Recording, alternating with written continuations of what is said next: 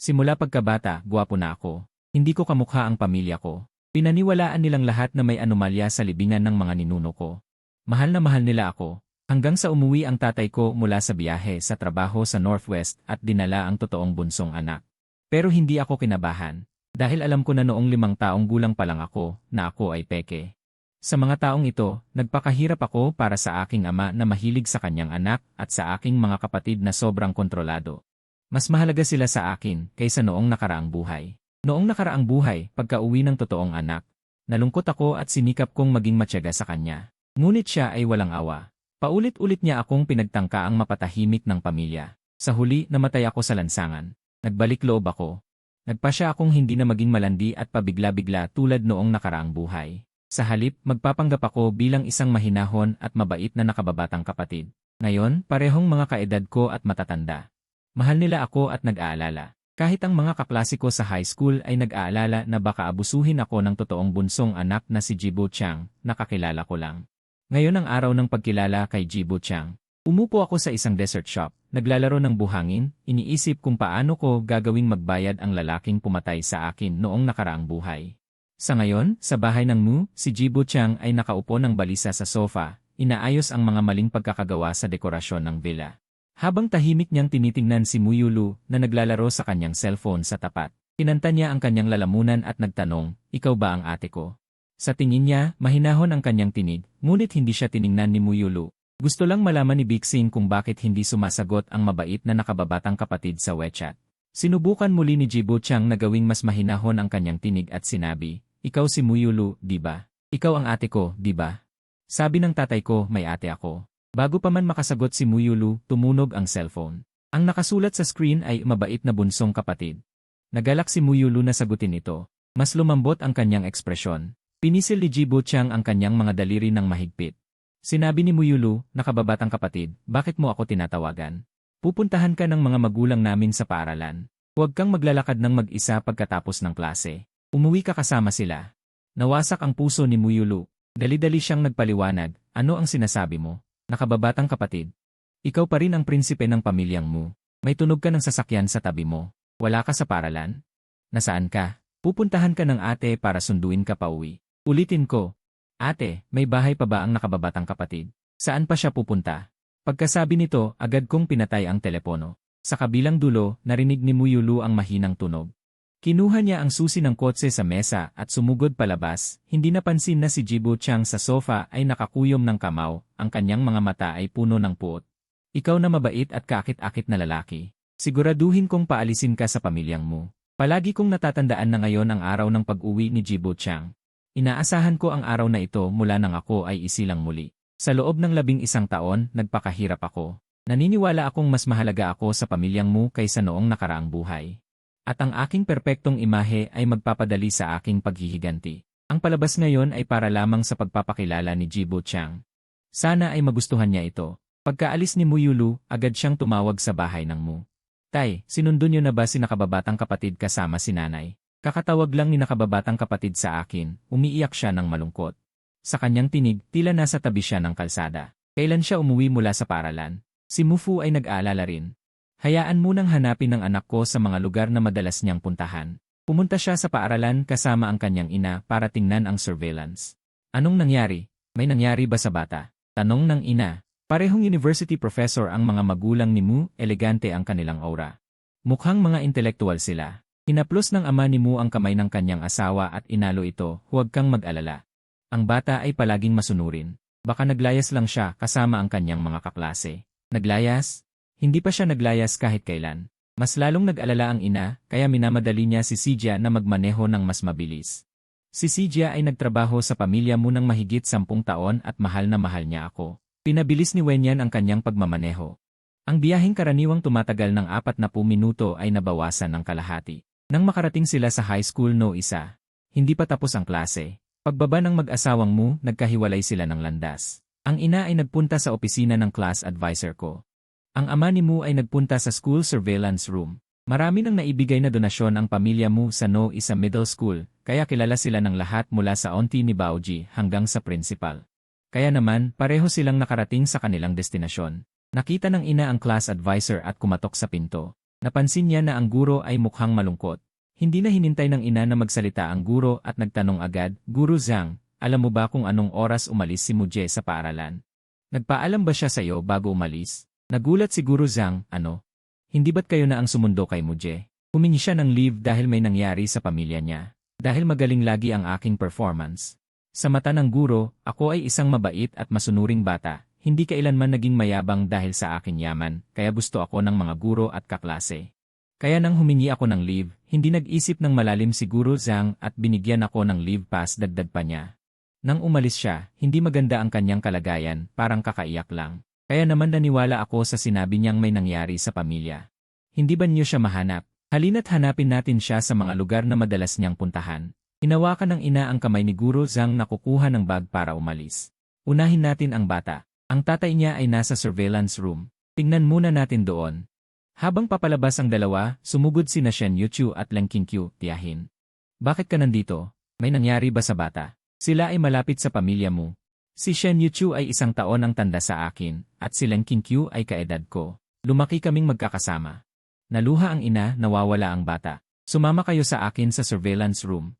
Nang makarating ang 4 sa surveillance room, si Mufu at ang captain ng security ay kakatapos lang i-download ang surveillance footage ng paglabas ko sa paaralan. Sa video, suot ko ang aking school uniform. Nakayuko akong naglalakad palabas, tila humihikbi. Ang kamera sa gate ng paaralan ay nakakuha sa akin na puno ng luha. Hawak ang strap ng bag ko at kinukusot ang aking mga mata. Lumabas ako sa gate at nagpunta sa kaliwa. Nakita nila ang eksenang ito. Ang nag-aalalang mag-asawang Mu ay bahagyang gumaan ang loob. Kung ang anak nila ay umalis ng kusa, hindi siguro ito lumayo. Nakita ni Shen Yuchu at Leng Qingqiu ang aking umiiyak na mukha at labis silang naawa. Tiningnan ni Mufu ang direksyon kung saan ako nagpunta. Maaaring nagpunta siya sa Zejing Mall o sa Blue Pavilion Park. Maghiwalay na tayo ng hanap. Sabi ni Shen Yuchu, "Tio Mu, ang Zejing Mall ay pag-aari ng pamilya ko. Pupunta kami doon ni Qingqiu. Tatawagan ka namin kapag may balita." Kaya naman, naghiwalay na ang 4 na papunta sa mall at parke. Habang nasa sasakyan, nag-usap ang mag-asawang Mu. Malamang alam na ng bata ang tungkol sa nangyari kay Chang Chang. Kasalanan natin na hindi natin nasabi sa kanya ng maaga. Ang bata ay hindi nanay, ito ay dapat sabihin sa bandang huli. Ang resulta ay pareho. Ang pag-aaruga ay mas matimbang kaysa sa pagpapanganak, kahit na ang tunay na mga magulang ay buhay pa. Hindi ko hahayaang may umagaw sa aking mahal na anak. Normal lang na mahirapan si kapatid na tanggapin agad, bigyan siya ng oras para tanggapin ang katotohanan na bumalik na ang kanyang tunay na anak. Dapat din niyang malaman na siya ang palaging magiging maliit na prinsipe ng ating pamilya. Tumango na lang ang ina na walang magawa. Bagaman inaasam niya ang kanyang tunay na anak sa Oktubre, hindi niya kailanman isusuko ang kanyang maalalahanin at mapagmahal na anak. Ang mga kasamahan niya sa unibersidad at ang mga asawa ng mayayaman. Lahat ay naiinggit sa kanya dahil sa perpektong anak. Kapag nahanap niya ang kanyang anak, siguradong aalo-aluhin niya ito. Ang parke at mall ay malapit sa paaralan.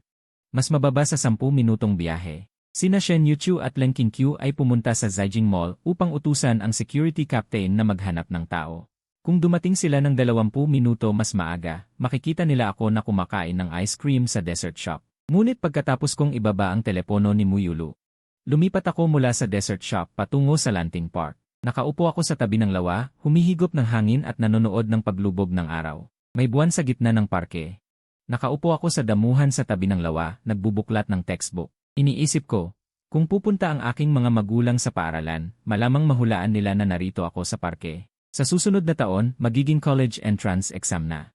Sa aking puso, mahalaga ang paghihiganti, ngunit sa yugtong ito, walang mas mahalaga kaysa sa college entrance exam. Ang balisang mag-asawang Mu ay sa wakas dumating sa tabi ng lawa at nakita nila akong nagbabasa sa paglubog ng araw. Nakahinga ng maluwag ang mga magulang. Matapos kumuha ng litrato, naglakad sila sa aking likuran at sumigaw, "Kapatid." Nang marinig ko ang boses. Sa kalahating pag-arte, hindi ko napigilan ang pag-iyak. Binaba ko ang aking textbook at yumakap sa aking mga magulang. "Wu, Mama, Papa, hinahanap niyo si kapatid. Akala ni kapatid hindi na kayo darating. Akala ko wala na akong tahanan." "Wuy." Hinigpitan ng mga magulang ang yakap at hinalikan ang noo ko. "Mahal kong bata. Ikaw ang palaging mabait na anak ni na Mama at Papa. Sumang-ayon din si Imu kahit anong mangyari. Ikaw pa rin ang maliit na prinsipe ng pamilyang Mu.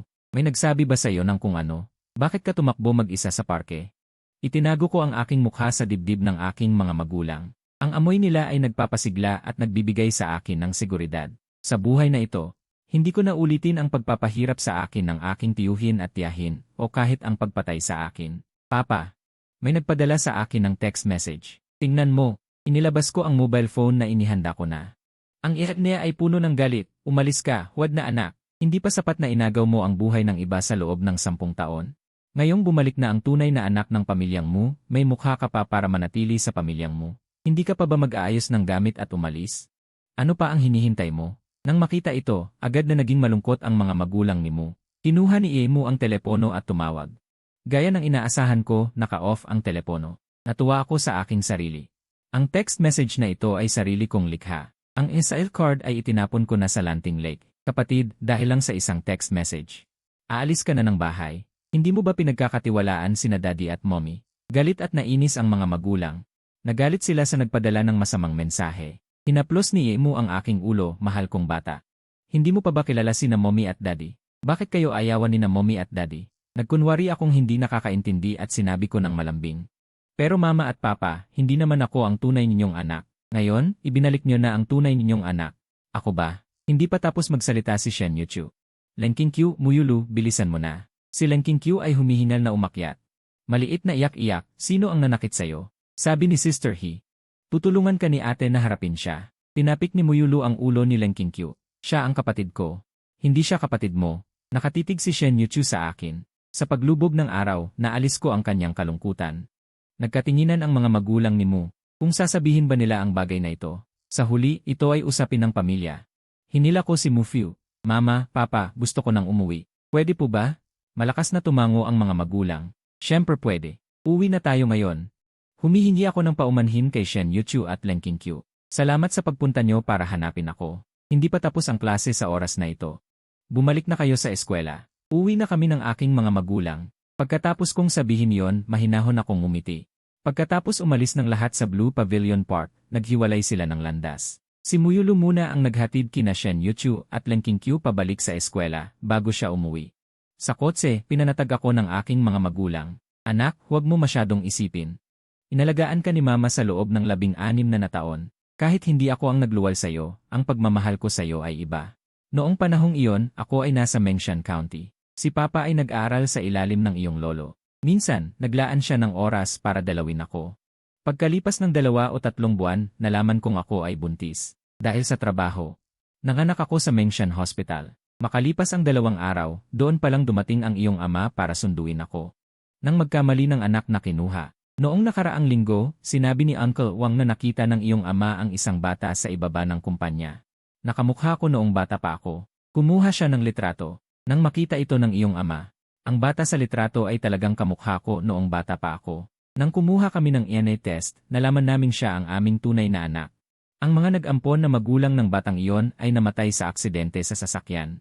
Ang nag-ampon na ina ang nagsabi sa kanya kung sino ang kanyang tunay na mga magulang bago siya mamatay. Tumigil ang ina sa pagsasalita. Natatakot siyang magkaroon ako ng damdamin para sa aking tunay na mga magulang at natatakot din siyang wala akong maramdaman. Nang marinig ko ito, napuno ng luha ang aking mga mata. Ang kanyang mga nag-ampon na magulang ay ang aking tunay na mga magulang. Wala na ba sila? Malungkot na tumango ang mga magulang. Nagtanong ako muli at mama. Sa mundong ito, wala na ba akong pagmamayari? Pinutol ako ng aking ina. Mahal kong anak, kahit pa nandoon sila, hindi ka ibibigay sa kanila ni mama. Huwag mo masyadong isipin. Sumang-ayon si Mufu sa tabi niya. Nandito si Papa para protektahan ka at si Mama. Hinawakan ng mga magulang ang aking kamay. Pag uwi natin, makikilala mo ang batang iyon. Siya si Jibo Chang. Nahirapan siya sa mga taong ito. Hindi humihiling si Mama na maging mabuti ka sa kanya. Umaasa lang siyang palagi kang magiging masaya. Kung magkasundo kayo ng maayos. Ina, nagpapasalamat ako, sabi ko, yumuko at hinawakan ang strap ng bag ko. Ina, nakabasa ako ng nobela. Tungkol ito sa pagpapalit ng sanggol. Nang mahanap ng tunay na magulang ang anak, ganoon din ang sinabi nila. Makalipas ang ilang taon, itinaboy ang batang lalaki sa bahay. Sinabi rin ng mga magulang na siya ay illegitimate. Nang marinig ito ng ina, napahawak siya sa bibig. Anak, masasaktan ang puso ko kapag sinabi mo yan. Mahal ka namin pareho. Bakit mo sasaktan ang ina? Lumapit ako at niyakap ang aking ina. Magkayakap na umiiyak ang mag-ina. Nakasimangot si Mufyu na nakaupo sa pasaherong upuan. Para sa kanya, Ang dalawang pinakamahalagang tao sa mundo na magkayakap at umiiyak ay talagang nakakabalisa. Umaasa lang si Mufu na ang anak na babalik ay magiging masunurin. Huwag mo siyang guguluhin kapag nagalit ang asawa ng iba. Bibigyan siya ng magandang buhay. Sa hinaharap, magbibigay ako ng bahagi ng ari-arian bilang kompensasyon. Ngunit kung gagawa siya ng hindi maganda, hindi niya ito pagkakatiisan. Ano ang silbi ng dugong nagbubuklod sa kanila? Maraming pamilyang hindi maganda ang relasyon ng magulang at anak mayon. Marami siyang kamag-anak na kadugo. Para sa kanya, ang batang lalaki na ito ay parang estranghero. Nakahawak ako sa yakap ng aking mga magulang at ang aking isipan ay napunta kay Jibo Chang. Sa buhay na ito, handa na ako bago bumalik si Jibo Chang. Ginawa kong hindi ako kayang iwan ng pamilyang mo. Naghubog ako ng isang perpektong imahe. Sa araw na siya ay bumalik. Ginulo ko pa ang pag-iisip ng 3 miyembro ng pamilyang mo. Hindi ko alam kung magugustuhan niya ang malaking pagbabago na ito. Ang sasakyan ay huminto sa tapat ng villa ng pamilyang mo. Ang tagapamahala ay nagbukas ng pinto pagkarinig ng sasakyan. Sir, Madam, kayo po ay nakabalik na. Nakita ng tagapamahala ako na puno ng awa. Tiningnan ko ang aking mga magulang na mukhang nalulungkot. Ina, medyo natatakot ako. Hindi ko alam kung anong sasabihin pagkapasok ko. Paano ako makikisama sa kanya? Dapat ko ba siyang tawagin kuya o bunsong kapatid? Nakaramdam ng awa ang ina at hinawakan ang aking kamay at sinabi. Paano ka umuwi? Umuwi ka ng ganoon. Ito ang bahay mo. Sino ba ang hindi nakakaalam kung paano umuwi? Pumasok kami sa loob. Narinig ni Jibo Chang ang tunog ng sasakyan at lumabas mula sa sala. Una niyang nakita ang kanyang marangal na ama, pagkatapos ay ang kanyang ina na kamukha niya at may maayos na kilos, at sa wakas ay nakita niya ako na hawak ng kanyang ina. Naisip niya, ito ang batang lalaki na umagaw sa kanyang 16 na taon ng buhay. Dapat ay nahihirapan siya sa buhay. Ngunit muli niyang tinatamasa ang lahat. Lahat ng ito ay dapat sa kanya. Nakita niya ang paghawak ng kanyang mga magulang sa akin. Hindi niya napigilan ang pagpapakita ng bahid ng kasamaan at pagiging malupit. Tiningnan ni Mufu si Jibo Chang mula ulo hanggang paa. Naalala niya noong unang beses siyang lumapit sa kanya, mayroon siyang hindi niya gusto. Naisip niya na ang kanyang anak ay dapat maging tulad ko. Maliwanag, masayahin, mabait. Samantalang si Jibo Chang ay isang taong mahilig magpanggap. Siya ay nasa mundo ng negosyo sa loob ng maraming taon at hindi niya kayang basahin ang isang batang lalaki na wala pang 18 taong gulang. Bahagyang kumatok si Mufu. Si Jibo Chang, na nalulunod sa isang emosyon, ay nagising. Bigla siyang sumigaw at tumakbo patungo sa kanyang mga magulang, habang tumatakbo ay sumigaw siya. Ina, ikaw ba ang aking ina? Ako ang iyong anak. Ina, ang iyong anak ay nangungulila na sayo. Ang mga magulang ay hindi handa. Nang itulak ako ni Jibo Chang paatras ng ilang hakbang, agad kong binitawan ang kamay ng aking magulang at tahimik na nagtago sa likod ni Mufu. Pinapanood ko ang pangyayari na parang isang palabas. Nang makatatag ng ayos ang aking magulang, mahigpit pa rin akong yakap ni Jibo Chang. Halos mahirapan na sa paghinga ang aking ina. Sinubukan niyang kumawala, ngunit lalo lamang humigpit ang yakap ni Jibo Chang. Mas matangkad siya ng kaunti sa aking ina. Habang umiiyak, hirap siyang huminga at napunta sa balikat ng aking ina ang sipon at luha niya.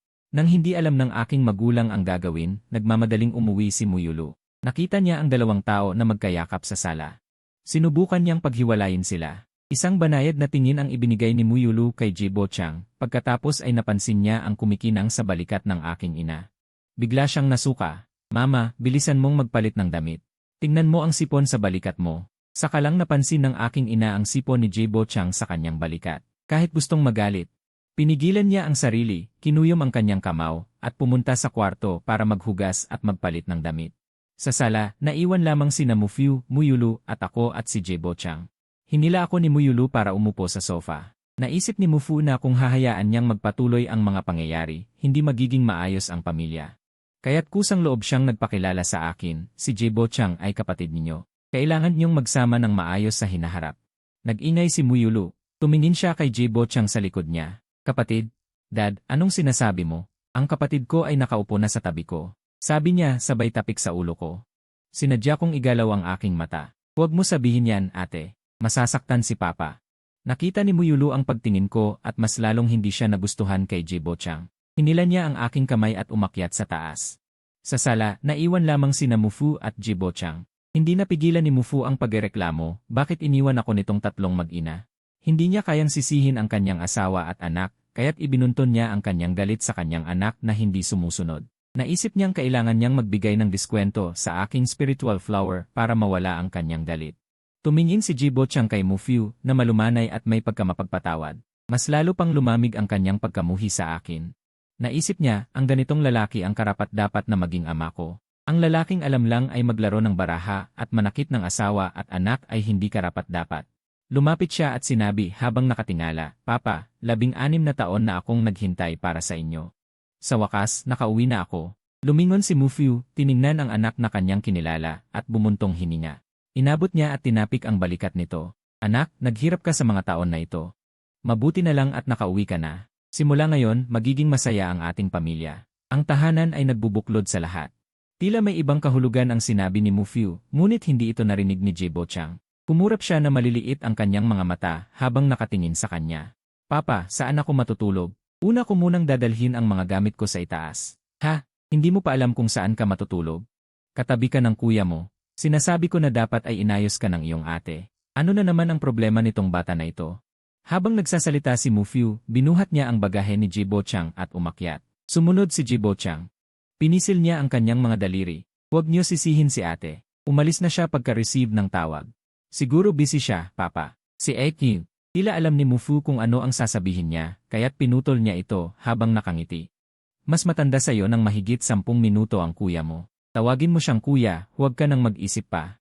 Sa susunod na linggo, sasabay ka na sa kuya mo sa pag-aaral. Mahalaga ang pag-aaral. Pagdating sa harap ng kwarto, sinabi ni Mufyu, ito ang kwarto mo. Sabihin mo lang sa tatay mo kung may kailangan ka. Pagkatapos sabihin, naghanda siyang bumalik sa kwarto para bisitahin ang kanyang asawa. Hinawakan ni Jibo Chang ang laylayan ng kanyang damit. Tatay, pagpasok ko sa paaralan, kailangan ko bang magpalit ng pangalan? Napagtanto ni Mufyu, tama nga na magpalit ng pangalan bago magparehistro sa pagpasok.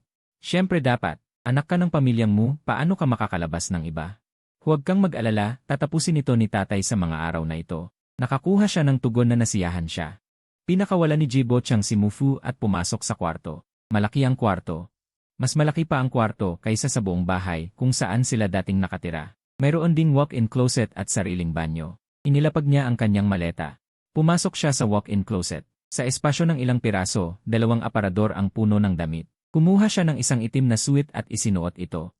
Nagpunta siya sa salamin at tiningnan ang sarili. Bigla siyang umupo sa sahig at umiyak ng malakas. Lalo siyang umiiyak sa galit. Ang ganitong kagandang tahanan, mga bahay, mga damit, dapat sana ay kanya na noon pa man. Dapat sana siyang ipinanganak na may gintong kutsara sa bibig, na tinatawag na maliit na prinsipe ng pamilyang mo. Naramdaman niyang nakabalik na siya. Pero ako, isang may mababang pinagmulan, ang kumukuha pa rin ng kanyang tahanan. Kailangan niya akong paalisin. Kailangan kong ibalik lahat ng nakuha niya. Sa ngayon, naglalaro ako ng Switch sa kwarto ni Muyulu. Natatakot si Muyulu na masaktan ako, kaya hindi siya makapag-concentrate sa paglalaro, palagi siyang sumisilip sa ekspresyon ko. Sister, bakit mo ako tinitingnan ng ganyan? Nasabi mo na yan ng ilang beses. Nahuli mo akong nakatingin. Okay lang ako. Salamat, ate. Tinitingnan ni Muyulu ang aking nagpapanggap na matatag na sarili, mas lalo siyang nahabag. Hay! Ito na. Hindi ko rin alam kung ano ang sasabihin ko. Ito naman ang desisyon ng tatay at nanay ko. Kung iutos nilang itapon ako, tiyak na itatapon nila ako. Hanggat hindi siya gumagawa ng gulo. Ibaliwalain na lang natin siya. Hindi naman kita pinipilit na tanggapin siya agad. Dahan-dahan natin siyang tatanggapin. Kaninang umaga, kinausap ko si tatay. Nangako na si tatay sa akin. Ikaw pa rin ang maliit na prinsipe ng ating pamilya. Kapatid, maaari mo bang pangako sa akin ng isang bagay? Sabihin mo. Pinunasan ni Muyulu ang kanyang mga daliri at sinabi sa akin ng napaka-formal, brother mo. Kahit kailan, kahit may relasyon man tayo o wala, maaari mo bang palaging ituring sina tatay at nanay bilang iyong tatay at nanay? At ituring ang ate bilang iyong ate, at ang pamilyang mo bilang iyong tahanan? Tulad ng hindi nagbago ang lahat, okay lang ba? Hindi ko inaasahan na sasabihin ni Muyulu ang ganitong mga salita. Sa totoo lang, alam ko na noon pa man kung gaano kahalaga sa akin ang mga tao sa pamilyang mo sa buhay na ito. Ngunit ang mga salitang ito ay talagang nakakabagbag damdamin. Niyakap ko si Muyulu. Ito ang unang beses na umiyak ako ng ganito mula nang ako'y muling isilang. Umiyak ako ng malakas, umiyak ako ng umiyak, na ikinagulat ni Muyulu. Naiiyak ang bata hanggang sa pumasok ang mga magulang ni Mu. Nagmadali silang lumapit at lumuhod upang akbayan ako. At itinulak nila si Muyulu. Niloko mo ba ang kapatid mo? Bakit umiiyak ng ganito ang bunso? Habang kinukutya ko si Muyulu, ipinaliwanag niya, Mama, huwag mong pagalitan si ate. Hindi ako inasar ni ate. Tiningnan din ng mag-asawang Mu ang kanilang anak. Alam mo na, malikot. Kailan ka kaya magpapagaan ng loob ko? Gaano ka nakatanda at nananakit ka pa rin ng kapatid mo? Niyakap ko ang mga magulang ko at muling sinabi sa kanila. Mama at Papa, hindi po talaga ako inasar ni ate. Sinabi po sa akin ni ate. Inulit ko ng bahagya ang sinabi ni Muyulu sa akin. Hindi inaasahan ng ina na ang kanyang anak ay makapagsalita ng ganito, kaya umupo siya sa sahig at nagsimulang punasan ang kanyang mga luha. Bumuntong hininga si Mu. Ang batang ito, ano pa ang dapat iyakan? Tama ang sinabi ng iyong ate. Ikaw pa rin ang maliit na prinsipe ng pamilya mo. Kami pa rin ang iyong mga magulang. Ang iyong ate, sa wakas ay gumawa siya ng isang mabuting bagay. At ito ay narinig ni Jibo Chang nang siya ay dumating. Naririnig ni Jibo Chang ang lahat. Ang kanyang pagkamuhi sa akin ay umabot sa kasukdulan sa sandaling ito. Bumubulong sa kanyang isipan ang kanyang mga kasuklam-suklam na salita na nais akong mamatay. Hindi maalala ni Jibo Chang kung paano siya bumalik sa kanyang silid. Nang siya ay makabawi, siya ay nakaupo na sa kanyang malambot na kama na hindi niya kailanman naramdaman. Ang kanyang palad ay dumudugo dahil sa pagkakakagat ng kanyang kuko. Kumuha siya ng papel para punasan ito, pagkatapos ay itinapon ang papel sa basurahan. Habang nakahiga sa kama at nakapikit, hindi nagtagal ay may kumatok sa pintuan. Sa labas ng pinto ay ang tagapag-alaga na dumating upang tawagin siya para kumain. Nag-isip siya saglit at nagpalit pabalik ng damit na suot niya noong una siyang pumasok. Lumakad siya pababa kasama ang tagapag-alaga. Kasalukuyan akong nakaupo sa hapagkainan kasama sina Mama, Papa at Ate. Naghihintay na bumaba si Jibo Chang. Tiningnan ko ang mga pagkain sa harap ko at napangiti ako. Mama, ang sarap ng luto ni Auntie ngayon, lahat paborito ko. Masaya ako. Masaya rin ang mga magulang na nakatingin sa gwapong mukha ng kanilang anak. Siyempre, kaninang umaga pa lang ay ipinagluto ko na si Auntie ng paborito mong ulam. Kailangan mong kumain ng marami ngayong araw, aking mahal. Nakita ko sa gilid ng aking paningin si Jibo Chang na pababa na. Umiti ako at kumaway sa kanya. Bunso, halika rito at umupo ka sa tabi ko, kapatid. Huwag kang mahiya. Ituring mo kami bilang pamilya mo. Narinig ito ng mga magulang at nasiyahan silang tumango. Ang bunso talaga ay matalino. Tiningnan ni Jibo Chang ang mga upuan sa hapagkainan. May isang bakanting upuan sa tabi ko at sa tabi ni Muyulu. Nag-isip siya saglit at pinili niyang umupo sa tabi ni Muyulu. Mama, Papa, Ate, pasensya na po. Late na ba ako? Narinig ito ni Muyulu at naghanda siyang sawayin siya ng ilang salita. Ngunit pinigilan siya ng tingin ko. Sa halip, medyo natuwa ako. Hindi ko alam kung sinadya ni Jibo Chang. O ito ba ang kanyang likas na ugali? Hindi ba siya bumati sa akin? Hindi ba niya alam na makakairita ito sa pamilya? Napakahirap para sa akin na pigilan ang pagtawa. Gusto ko ng braised prawns. Tinuro ko ang malalaking pulang hipon sa harap ko at bahagyang sinipa ang paa ni Muyulu. Sa pamamagitan nito, maalam na naglagay si Muyulu ng ilang hipon sa mangkok.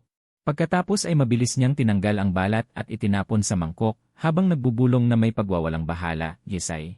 Ikaw na batang makulit, malinaw na allergy ka pa sa hipon pero kumakain ka pa rin. Palagi na lang akong ang naghahanda para sa iyo. Sa mga taong ito, hindi pa ako nakakain ng buong piraso ng hipon. Ako naman, nagtatago ng mga mata ko. Salamat, Ate. Ang hipon na gawa ni Ate ang pinakamasarap. Ang paborito ko si Ate. Nakatingin sa apat na tao sa harap niya, biglang sinabi ni Jibo Chang sa kanyang ama. Pa, kailan matatapos ang bagong iko? Gusto kong kumuha ng library card sa library ng Shili. Pagkatapos sabihin ito, hindi niya napigilan ang sariling palakpakan. Nagawa niyang ilabas ang bagay tungkol sa pagpapalit ng pangalan. Napakita rin niya ang kanyang pagiging mahilig mag-aral at magbasa. Hindi inaasahan, pinunasan ni Muyulu ang kanyang mga kamay. Tiningnan niya si Jibo Chang nang hindi sigurado. Bakit hindi mo muna tapusin ang mga libro sa library ng pamilya mo? Ang mga libro sa Shili Library ay hindi kasing dami ng sa atin. Pero pa, anong bagong Nawala ba ang ng batang ito? Umiling ang ama. Hindi. Ang iyong kapatid ay miyembro ng pamilya mo at sa kalaunan ay magpapalit siya ng apelyido sa mo. Naiisip ko lang na bago siya pumasok sa paaralan. Mas magiging madali kung papalitan muna ang pangalan. Ang mga magulang ay sumang-ayon din na ang hakbang na ito ay napakahusay. Pinatunayan na dapat itong maayos na ayusin ng maaga. Ang Bochang ay nasa 3rd middle school dati, tama. Ang antas ng pagtuturo sa 3rd middle school ay bahagyang mas mababa kaysa sa 1st middle school. Hindi ko alam kung makakasabay si Bochang sa progreso ng 1st middle school. Kung hindi, sabihin agad sa iyong mga magulang. Para makahanap tayo ng tutor para sa iyo. Tinitigan ni Jibo Chang ng matatag ang kanyang ulo, mga magulang. Ang aking mga marka sa pag-aaral ay hindi masama. Dati, nasa top 3 ako sa 3rd middle school. Tila hindi nasiyahan si Muyulu sa bagong dating na kapatid sa bahay. Hindi pa rin masaya. Top 3. Dahil nandito ka sa pamilya mo, mag-aral kang mabuti. Ako at ang aking kapatid ay palaging ang unang nasa buong paaralan. Huwag mong ipahiya ang pamilya mo. Ibaba ng mga magulang ang kanilang mga chopsticks. Tiningnan nila si Muyulu nang may pagkadismaya. Bakit ka marami niyan? Bochang ay kararating lang. Pinagtitripan mo siya, umuwi ka na sa paaralan. Sinubukan kong sipain si Muyulu sa ilalim ng mesa. 8. Ang nakaraang kapaligiran ng edukasyon ni Bochang ay hindi maganda. Makatwiran na ang kanyang kamalayan ay hindi makasabay. Kapatid, masyado kang mabait. Kailan ka magiging kasing tapang ng iyong kapatid? Bukas, Sabado, dadalhin ka ng ate sa labas para mag-relax. Naisip ko ang WeChat na natanggap ko kanina. Napipilitan akong sinabi, ate, bukas mayroon akong lakad kasama sina Yuyu ate at Kinkyu ate. Hindi ako makakasama kay ate. Huwag kang magalit, ate. Biglang lumaki ang mga mata ni Muyulu. Shen Yuyu, Leng Kinkyu. Ano pa ang masaya tungkol sa dalawang batang iyon? Sinasabi ko sa iyo, ate. Okay, 16 ka pa lang. Hindi ka dapat magkaroon ng maagang relasyon. Namumula ako ng bahagya. Ate, ano bang sinasabi mo tungkol sa maagang relasyon? Tapos na akong kumain. Aakyat na ako sa itaas. Hindi ko pinansin ang iba.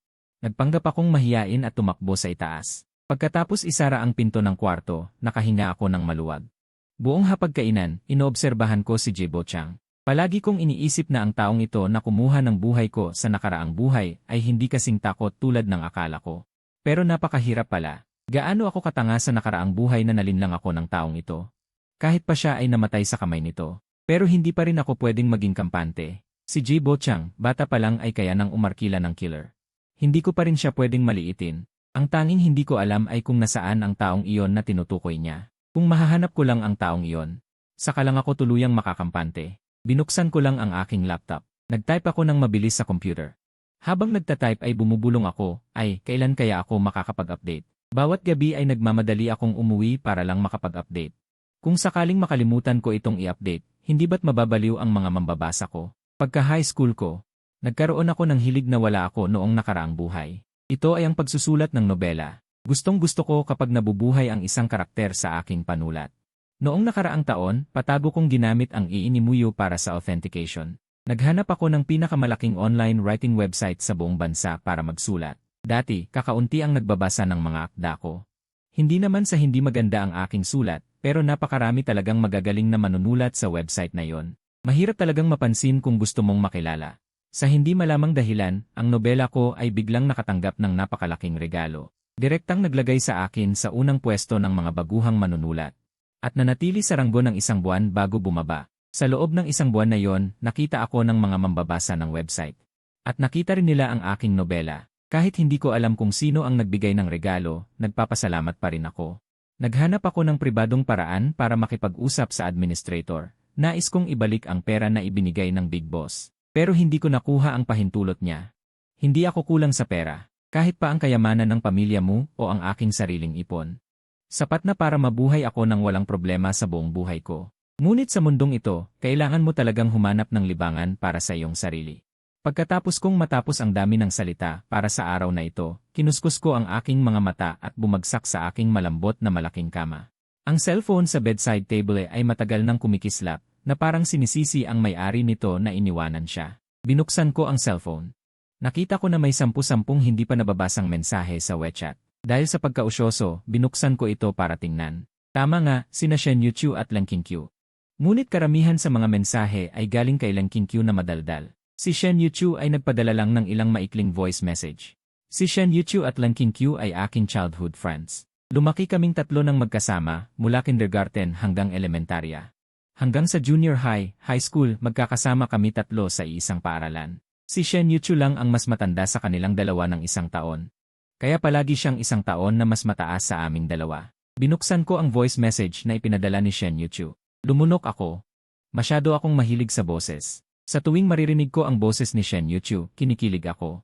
Sa nakaraang buhay, lumaki rin kami ng dalawang ito ng magkasama. Ngunit dahil sa aking mapagmataas na ugali noon, ang relasyon namin ni Shen Yuchu ay masasabing kaibigan lang. Naintindihan mo na ba? Alam na ba ng lahat? Medyo mababa ang aking boses. Mula kay Shen Yuchu, may narinig na tunog ng paglipat ng upuan. Pero okay lang. Hindi na dapat mag-alala, kapatid. Paano hindi ako mag-aalala? Ngayon, nagpanggap na akong hindi nag-aalala buong araw. Hindi ko akalain na hindi ako tunay na anak ni tatay at nanay. Ngayon ay parang nakikipila ako. Sinasabi sa akin ni tatay at nanay na huwag akong mag-isip ng sobra. Ako ang prinsipe ng pamilya mo.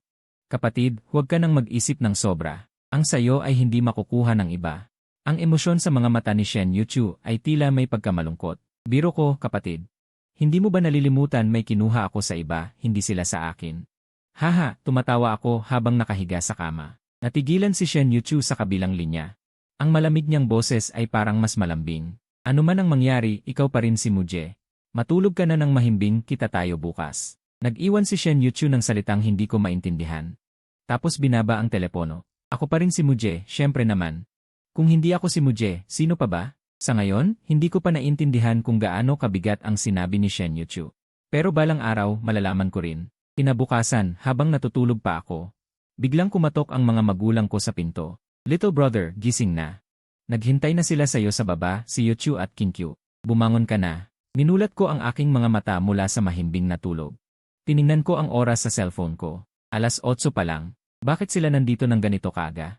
Hindi man lang ako pinatulog ng maayos. Nagrereklamo habang bumabangon. Pagkababa ko, sa sala, nakaupo sa sofa sina Shen Yuchu at Leng Kinkyu. Sa tabi nila, nakaupo si Jibo Chang. Hindi ko alam kung ano ang pinag-uusapan nila. Nakita kong abala sa cellphone sina Shen Yuchu at Leng Kinkyu. Pero nang marinig nila ang aking pagtapak, napatingala ang tatlong tao sa sala. Yuchu at Kinkyu. Kumain na ba kayo? Kumain muna tayo bago umalis. Dinala ko sila sa dining room. Nagkagat ng labi si Jibo Chang. Umikot ang kanyang mga mata at pinaputok niya ang kanyang lalamunan. Tinawag niya ako pero ang kanyang mga mata ay sumusulyap sa dalawa. Kuya, saan kayo pupunta? Pwede bang sumama ako? Hindi ako pamilyar sa lugar na ito at wala rin akong kaibigan. Nanginginig si Leng Kinkyu sa kanyang katawan sa mga balahibo na wala naman. Bumaling siya at sinabi sa kanya. Maliit na bata, hindi kami mahilig makipaglaro sa mga hindi namin kakilala. Maglaro ka muna mag-isa. Aalis na ang mga ate. Hindi pa rin sumusuko si Jibo Chang at patuloy na nagsalita. Magiging pamilyar kami kung magkasama kami ng ilang sandali. Hindi alam ni Leng Kinkyu ang sasabihin pa nang maputol siya ni Shen Yuchu. Tara na, mahuhuli na tayo. Tumango si Leng Kinkyu kay Jibo Chang. Sumunod sila Shen Yuchu at ako sa paglalakad palabas. Uy, little brother, umiyak ka ba kahapon? Haha, sabihin mo sa ate, inasar ka ba ng batang iyon? Kung inasar ka niya, ipaghihiganti ka ng ate. Naglakad si Leng Kinkyu papalapit sa dalawa. Hinawakan niya ang aking braso. Kahapon, pinagplanuhan namin ni Yuchu ang lahat. Bakit ka tumakbo palayo? Nagpout ako. Ano ang tinatawag mong pagtakbo palayo? Hindi ko ginawa yon. Ate Kinkyu, hindi mo maintindihan. Hindi kasing simple ang bagay na ito gaya ng iniisip mo. Hindi ko inaasahan na ang simple kong kaibigan ay makakaisip pa. Si Leng Kinkyu ay nagmula sa isang pamilya ng mga pintor at calligrapher, ang kanyang lolo. Ang ama ko ay isang calligrapher at painter na kinikilala sa buong mundo, pero si Leng Kinkyu ay likas na maliksi. Kung upuin ko siya sa mesa para magsanay ng calligraphy ng higit sa 10 oras, parang pag-inom ng gamot lang iyon. Narinig ni Leng Kinkyu ang sinabi ko at tinanggihan niya ito. Ano ang hindi ko naiintindihan? Sa tingin mo ba, dahil sa pagmamahal ng pamilya mo, pwede ka nilang itapon kung sabihin nilang ayaw ka na? Mahalaga ang relasyon ng dugo, pero ang 16 na taong pagsasama niyo araw at gabi ay kasinungalingan. Hindi na natin pag-uusapan pa ang mga problema.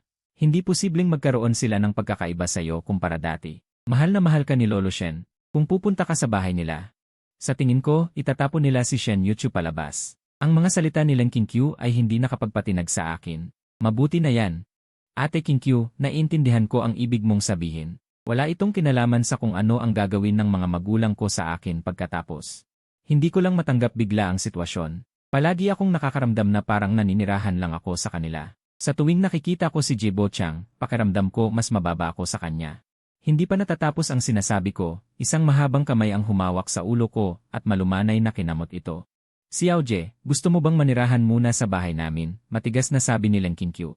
Pwede ka rin sa amin. Gustong gusto ka ng kapatid ko. Sakto, pwede mo siyang turuan ng maayos. Palagi lang siyang sumasalungat sa akin. Mahina akong umiling. Hindi na kailangan. Kailangan ko pa ring harapin ito mag-isa. Ang pagtakas ay hindi solusyon. Bukod pa riyan. Hindi ko na tinuloy ang sinasabi ko, parang nag-iisip ng kung ano. Hindi napigilan ni Leng Kinkyu na magtanong. Bukod pa riyan, bakit ka huminto sa gitna? Sabihin mo na. Umiikot ang mga mata ko. Bukod pa riyan, high school student pa ako. Ang pag-aaral ang pinakamahalaga.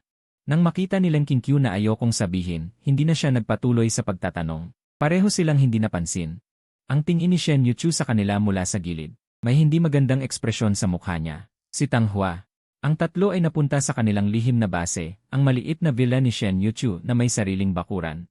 Kadalasan, maliban sa tatlo, halos walang pumupunta dito. Ang panahon ng Mayo ay nagsisimula ng uminit. Pagpasok ko, una kong ginawa ay buksan ang aircon. Kumuha si Len Qinkyu ng 3 bote ng malamig na coke mula sa refrigerator at inilagay sa mesa. Dahan-dahang binuksan ni Shen Yuchu ang isa.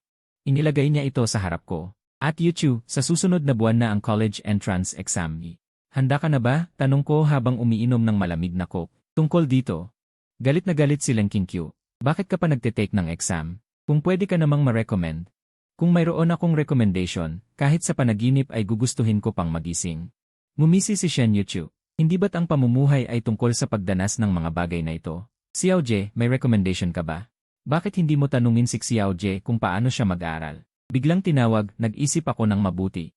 Gusto ko ring sumali sa college entrance exam, magaling ako sa pag-aaral. Kung hindi ako magte-take, hindi ko naman pinagsisihan ang sarili ko. Ayokong makipag-usap sa inyong dalawang estudyante. Tinignan namin ni Shen Yuchu si Len Qinkyu at sabay nang ngumiti. Ate Yuchu, aalis ka ba sa Jingcheng? Yumiling si Shen Yuchu. Hindi. Sa College of Business ng Jingcheng University. Sa College of Business ng Jingcheng University. Kung ganon, magiging junior mo si Ate Shen Yuchu. Haha, bigla akong sumaya. Si Len Qinkyu, na naglalaro ng cellphone ng may pagkainis, ay biglang nagtanong, College of Business. Hindi kayo nag-uusap ng tatay mo? Hindi ba't gusto mong mag-aral ng medisina? Bakit ka pa pupunta sa College of Business? Hindi ko alam kung ano ang iniisip ni Shen Yuchu. Kinuyom ko ng husto ang lata ng alak na hawak ko. Lumapit ako at kinuha ang lata ng alak mula sa kamay ni Shen Yuchu. At Yuchu, ano ang nangyayari? Pakiramdam ko ay hindi maayos ang lagay ni Shen Yuchu. Wala naman. Bigla akong hindi na gusto mag-aral ng medisina. Okay naman din na pumunta sa College of Business. Hindi niya gustong ipakita sa kanyang mga kaibigan ang mga bagay na nagpapasama ng loob niya. Ang yaman ng pamilya Shen ay higit pa sa pamilya mo. Siya ang pinakamahusay na anak sa henerasyong ito ng pamilya Shen. Paano pa siya magkakaroon ng gaanong kalayaan? Nakita ni Len Qinkyu ang itsura ni Shen Yuchu at nakaramdam ng pag-aalala. Lumapit siya at inakbayan si Shen Yuchu. Hindi rin siya masaya. Basta't wala akong pangarap. Ako na ang mag-aaral ng medisina para sa'yo. Sa susunod na taon, mag-a-apply ako sa College of Medicine ng Jingcheng University. Kita mo, gaano ako kabuti sa'yo, ate. Natawa ako ng husto sa narinig ko. Hahaha. Ate Qinkyu, kaya mo bang humawak ng scalpel? Mas mahirap yan hawakan kaysa sa paintbrush. Ibinabari ni Shen Yuchu ang lata ng alak at tinapik ang balikat ng kanyang matalik na kaibigan. Wala ka bang pangarap? Pag-isipan mong mabuti sa loob ng 1 taon. Pareho na kayong nasa second year high school. Hindi kayo pipigilan ng mga magulang nyo sa inyong desisyon. Pangarap, hindi ko pa talaga naisip ng mabuti. Bukod sa pagsusulat at pagkain, tila wala akong interes sa iba pa. At sa hinaharap ng pamilya mo, mayroon pang sina Muyulu at Daliang. Hindi ako pipilitin ng nanay mo na gawin ang kahit ano. Kaya't maaari ko bang talagang ipagpatuloy ang aking pag-aaral sa pagsusulat? Nag-isip lang ako saglit at pansamantala ko munang binaliwala ang ideyang iyon. Sa ngayon, ang pag-aaral ng mabuti ang pinakamahalaga sa akin. Ang panahon sa labas ay parang emosyon ng bata. Sa isang sandali ay mainit at maliwanag, sa susunod ay biglang bubuhos ang malakas na ulan. Nakaupo silang tatlo sa upuan sa sunroom, nakatingala sa mga patak ng ulan sa salamin. Habang ako ay nagiging antukin, naririnig ko ang mahina at malamig na boses ni Shen Yuchu sa aking tainga. Brother, sinisiyasat ko na. Ang bata sa pamilya ninyo ay bigla na lang lumitaw. Noong nakaraang linggo, nagpunta siya mismo sa ilalim ng Mushai Group at aksidenteng nakita ng sekretarya ni Uncle Mu. Ang kanyang adoptive parents ay namatay din bigla. Sinasabi mo bang may ganong posibilidad sa mundo? Ate Yuchu, ano ang kinalaman ng pagkakataon sa mga bagay? Kahit ano paman, siya nga ang batang napagpalit sa akin. Ang dugo ng pamilya mo ay dumadaloy sa kanyang katawan. Kahit paano siya napunta dito, siya ang tunay na anak ng ating mga magulang. Ito ay isang bagay na tiyak na wala tayong magagawa. Mahal pa rin ako ng mga magulang ko. Mula anak ay naging pamangkin din ako. Nakayuko si Shen Yuchu. Huwag kang magsabi ng kung ano-ano. Hindi mo kailangang isipin ang mga yan. Gawin mo lang ang sarili mo. Ang iba ay saka na pag-usapan. Magsinghot ako ng bahagya at pumikit. Nakikinig ako sa 2 tao sa tabi ko. Sa kanilang pantay na paghinga. Nakikinig sa tunog ng patak ng ulan sa salamin. Sa huli, ang humahalimuyak ay ang mabangong bulaklak ng mundo. Sa ngayon, kalmado ako, masasabi kong ito ang pinakanakalmadong sandali ko mula nang ako ay nabuhay muli. Noong nakaraang buhay ko, nabuhay ako ng walang pakialam at pabigla-bigla, at bago ako muling mabuhay, narinig ko ang inaasahan ng aking mga magulang sa pagbabago ng aking ugali. Kaya naman sa buhay na ito, nagpanggap ako sa ganitong banayad na paraan. Dahil sa matagal na pagpapanggap, nasanay na rin ako sa ganitong ugali. Dahil sa pagkakaiba-iba kong ito, malaki ang pinagkaiba ng buhay ko sa nakaraang buhay. Halimbawa, marami akong naging kaibigan. Halimbawa, pakiramdam ko ay naging simple ang maraming bagay. Halimbawa, ang 2 childhood friends ko sa aking tabi, bakit hindi ko sila napansin noong nakaraang buhay ko? Ano kaya ang ginagawa nila sa puntong ito sa nakaraang buhay ko? Naiisip ko habang natutulog ako. Natulog ako at nang nagising ako, tumigil na ang ulan. Takip-silim na, nawala na ang 2 tao sa aking tabi. Tinusot ko ang aking mga mata na puyat at maluwag. Sinaot ko ang aking sapatos at lumabas sa sunroom. Ang 2 ate sa sala ay naglalaro ng video games sa sofa. Nang makita ni Shen Yuchu na mahina akong naglalakad papasok, ibinaba niya ang hawak niyang controller. Maliit na kapatid, nagising ka na? Tanong ni Shen Yuchu, ang galing mong matulog ah. Mahigit 5 o 6 na oras kang natulog. Makakatulog ka pa ba sa gabi? Nakangiting sabi ni Leng Qingqiu habang nakatingin sa humihilik na si Shen Yuchu. Tumayo si Shen Yuchu at lumapit sa akin.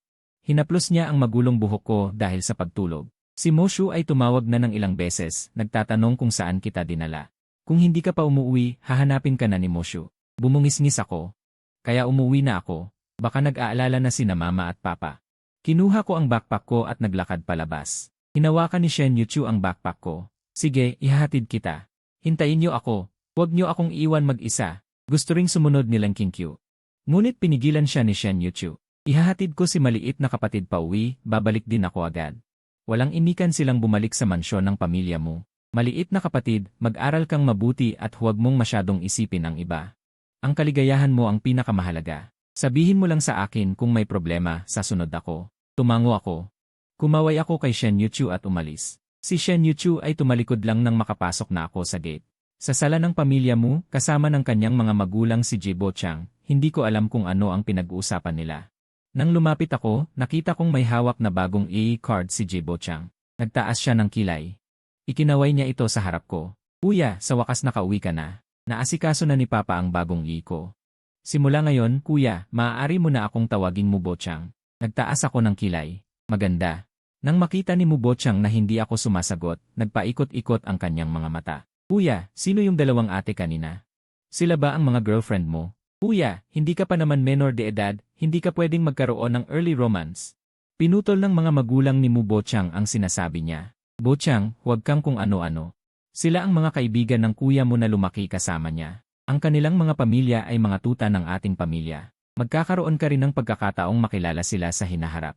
Maliit na kapatid, ilagay mo na ang iyong bag at maghugas ka ng kamay para kumain na tayo.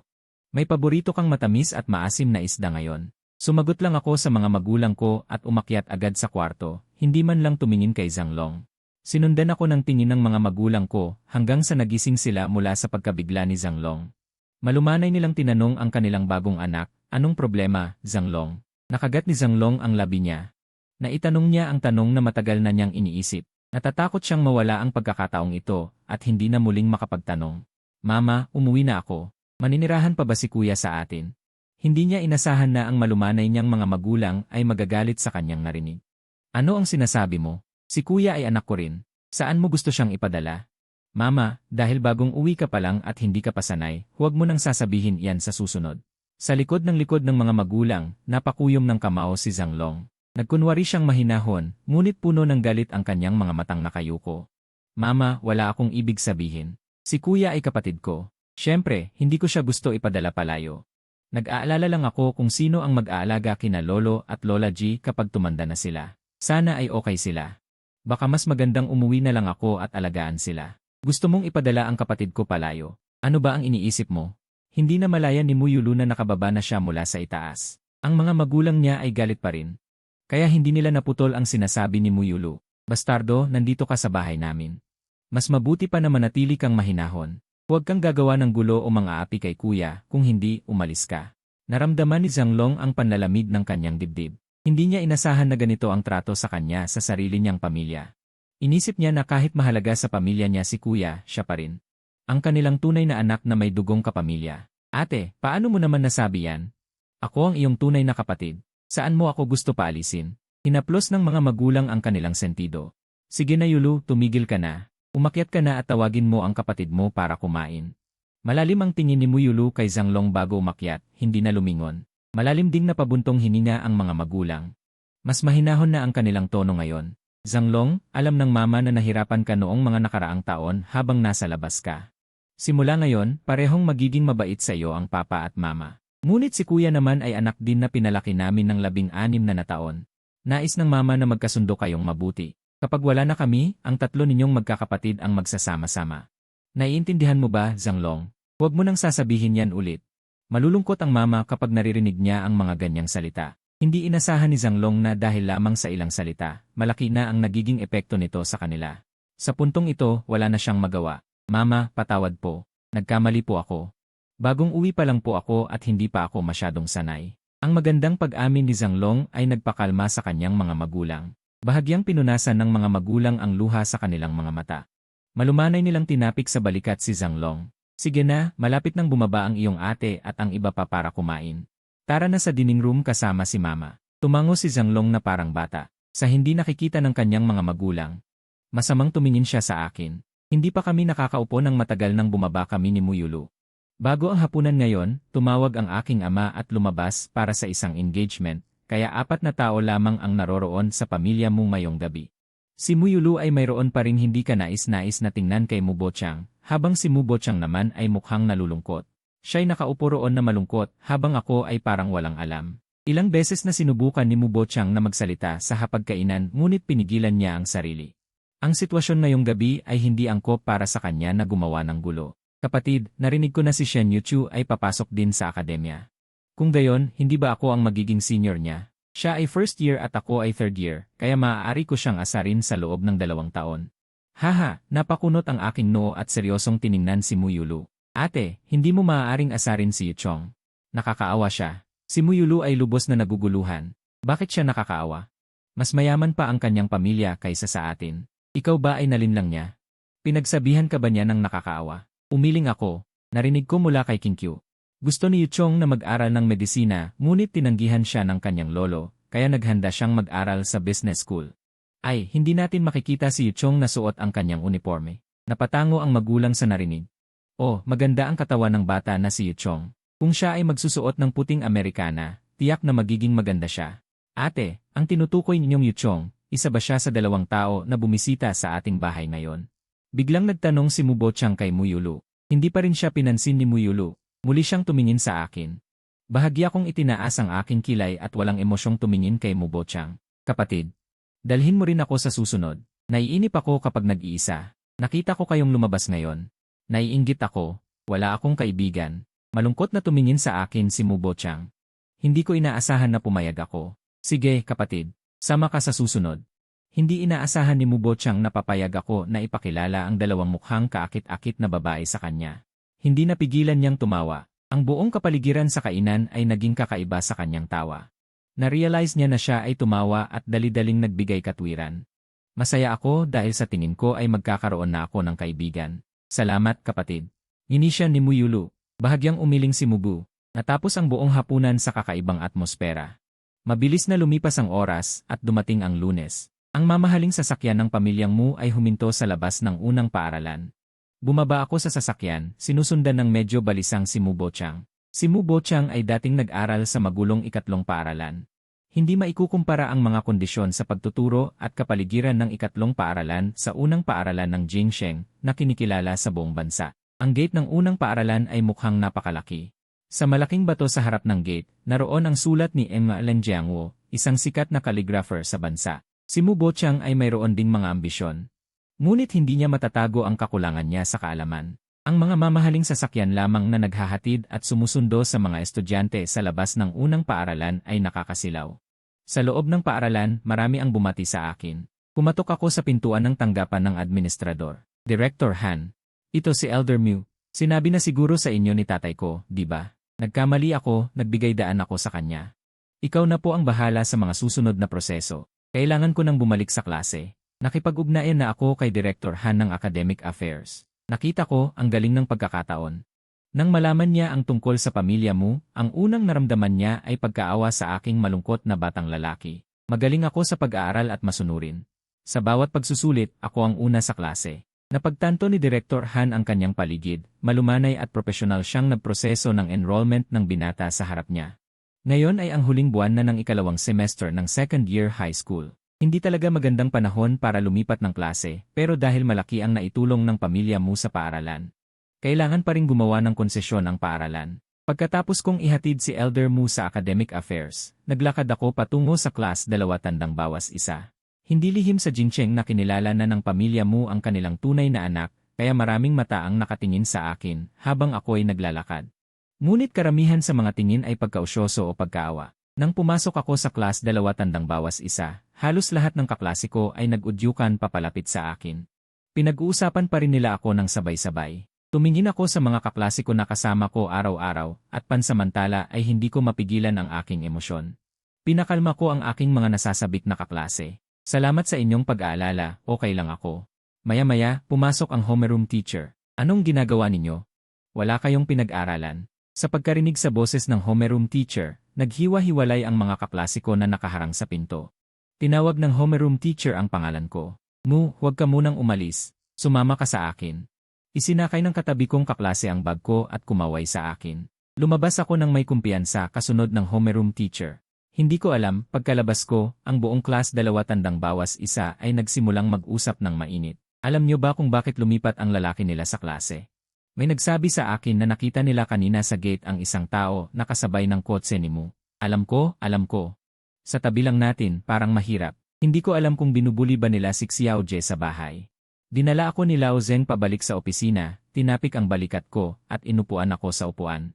Mu, narinig ko ang tungkol sa sitwasyon sa pamilya mo. Hindi ko alam kung gaano kalaki ang epekto nito sa iyo. Gusto ko lang na hindi ito makaapekto sa iyong pag-aaral. Sa susunod na semester, third year high school ka na. Ang iyong marka ay palaging ang una sa buong grado.